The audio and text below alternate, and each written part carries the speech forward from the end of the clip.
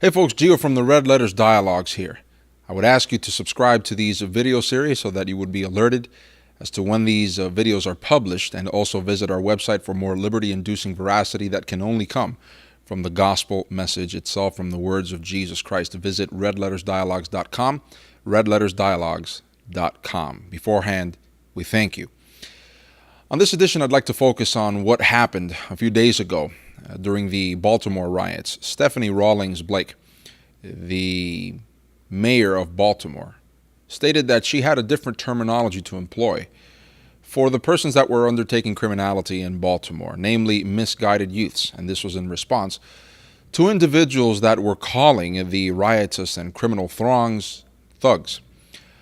A primer is needed in order to explain how we arrived at this point where, when something is clearly seen and should be called for what it is, we have demagogues who are altering the discourse. Remember that persons that seek to repress the truth and unrighteousness, they employ a tactic called proscription of language, and that is limiting the use of language.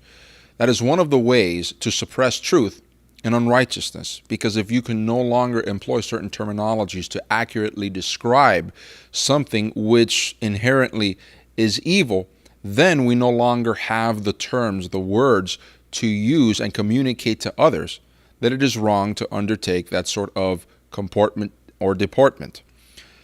Years ago, in Western society, especially here in the United States, we would see that parents would shame their children and associate that disgrace with criminal comportment, and they would use certain terminologies in order to achieve this shame. They would employ terms such as ruffians and hooligans and criminals and delinquents.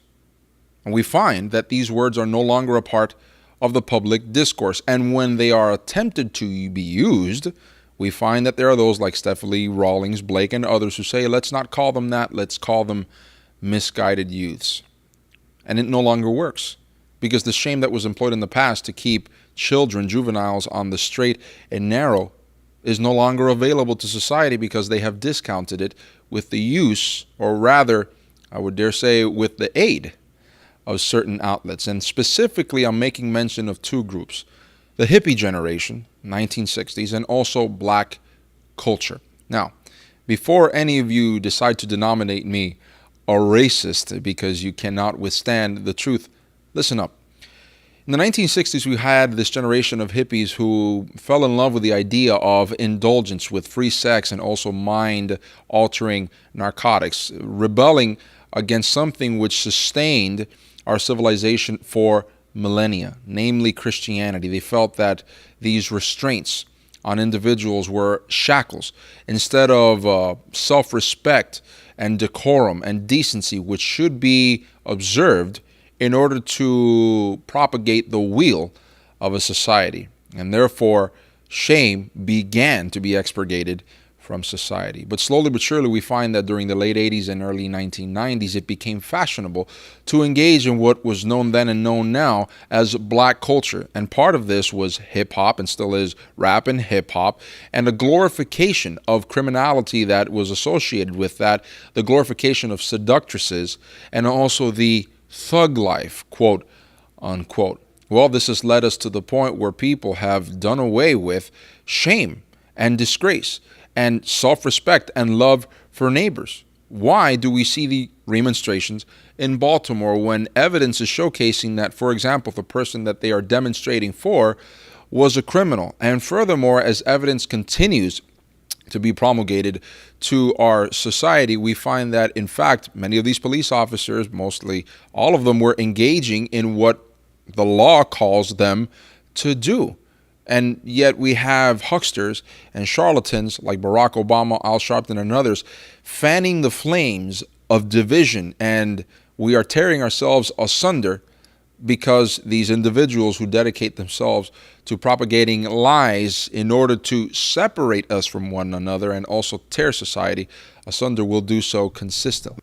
So when the riotous throngs began to loot and pillage, we found that commentators reached for the methods of old.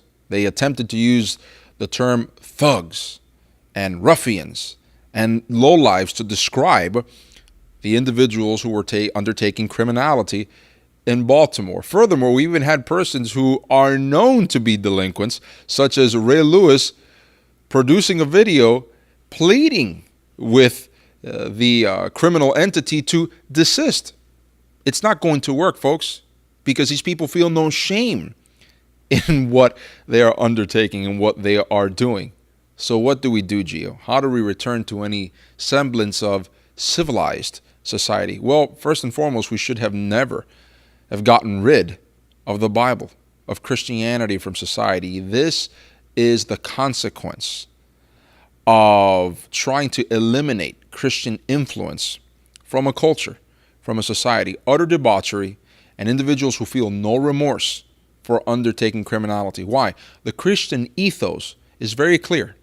It states that you will love the Lord your God above all else, and then you will love your neighbor as yourself. If you love God, if you love yourself, if you love your neighbor, you're not going to behave in a way that is contrary to the dictates of the Almighty, and in any way, shape, or form that would harm you and also harm your neighbor.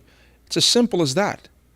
Jesus Christ summarized the entire law, and love the Lord your God with all your mind, soul, strength, and also love your neighbor as you love yourself. If we continue to propagate that, and once again there is a refreshing of this idea permeating through society, then we will begin to see the wounds truly healing from this situation, which there's much also to speak upon the lies, the falsehoods, the farce that are being propagated through our society through this black liberation theology and white privilege, all lies which we will address in future episodes through these video series. But for now, parents, educate your children in the discipline, in the admonition of the Lord as the Bible would have you, as the Lord would have you do. Children, do not think that rebelliousness is in vogue. In truth, you are only harming yourself, harming your neighbor, and you are a shame to your parents. Parents, it very clearly states in Proverbs 22:6 that if you train a child in the way that he should go when he is old, he will not depart from it. Children, hang the wisdom, like Solomon said, that your parents provide to you as something to decorate yourself with, and others will look upon you with much grace, with much favor, seeing that you are truly an exemplary person because Christianity makes you to be so.